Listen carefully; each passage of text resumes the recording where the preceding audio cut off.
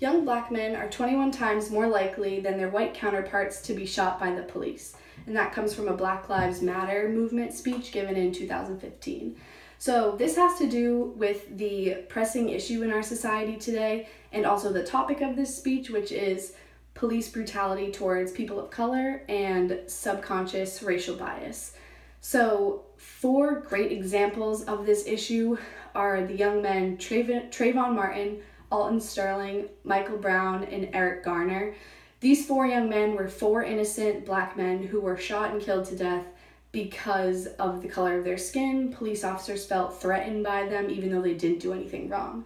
So this whole issue is something that I feel very strongly about, and I firmly believe that something needs to be done or some change has to occur such that we can eliminate racial bias in the law world or in the law enforcement world, such that innocent people of color can be safe. So the 3 points of discussion that I have is, first, I'm going to be talking about the overall problem of subconscious racial bias. Then I'm going to be talking about how to eliminate this bias and potential solutions. And then lastly, I'm going to be talking about how our society will be safer without this bias. So first of all, just a bit of a background on this issue.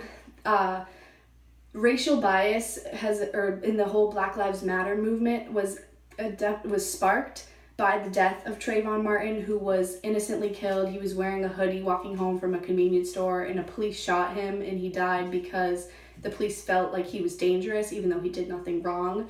So basically, ever since then, innocent people of color have increasingly been getting killed for nothing that they have done.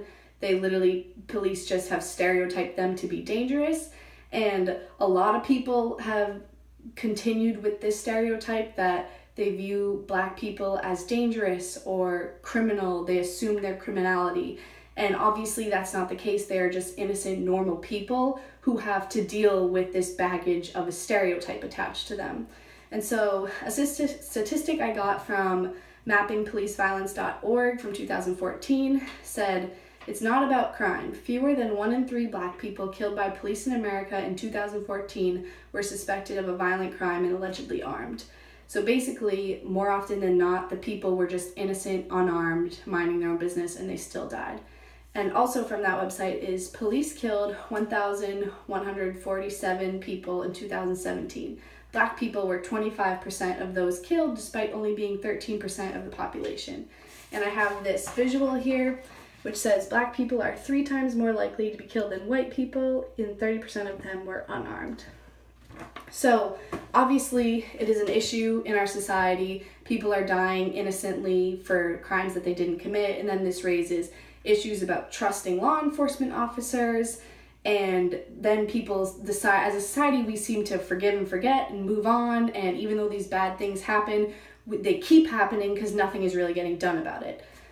So that brings us to my second point, which is a potential solution for this problem. So I found an article called "Assumed Race Moderates Spontaneous Racial Bias in a Computer-Based Simulation" from authors Park and Kim in 2015. And basically they conducted an experiment with a computer game simulation, and they had random subjects come in, and as the perspective of a white police officer, they had to quickly shoot a target, either a white suspect or a black suspect, and more often than not, they shot the black suspect. And then I found another article titled "A Multi-Level Bayesian Analysis of Racial Bias in Police Shootings at the County Level in the U.S." from 2015, author Cody T. Ross, and he went back into police data and found that the killing of unarmed black Americans was 3.5 times more than the killing of unarmed white Americans. So clearly it is an issue, and obviously the problem needs to be solved somehow. So the first way that we could do this is just to raise overall awareness, spread the word, participate in Black Lives Matter movement, and just be vocal about the issue. But the other way would be to eliminate the bias, which is easier said than done. But the main way we could do this is to implement some kind of training in police academies, or police officers go to classes that they learn how to stop racially profiling people, or to reverse this subconscious bias that they have, because they do it without even realizing it. They're not intentionally doing it, but we need to figure out how to reverse that out of our minds so that we just view everyone as equal.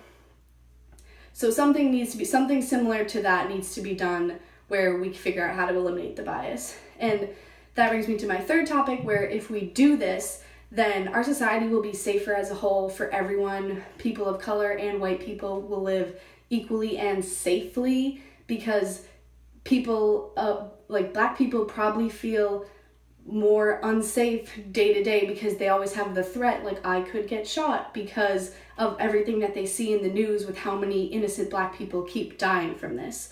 And if we don't make a change to this, then it's going to keep progressing negatively, because more and more innocent people are going to keep dying unless we implement some type of way to stop this. So overall, the issue of subconscious racial bias definitely is a very prominent issue in our society, and one strong way that we need to fix it is speaking out and being vocal, participating in Black Lives Matter movement. But we also need to somehow figure out how to reverse this bias that we have. And then if we do that, our society will be safer as a whole. And it comes to the point where how many more innocent people need to keep dying from this before we realize that it's like, before we do something serious to stop it.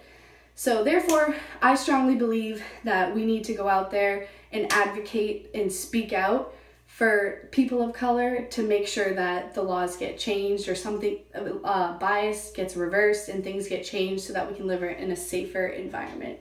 Thank you.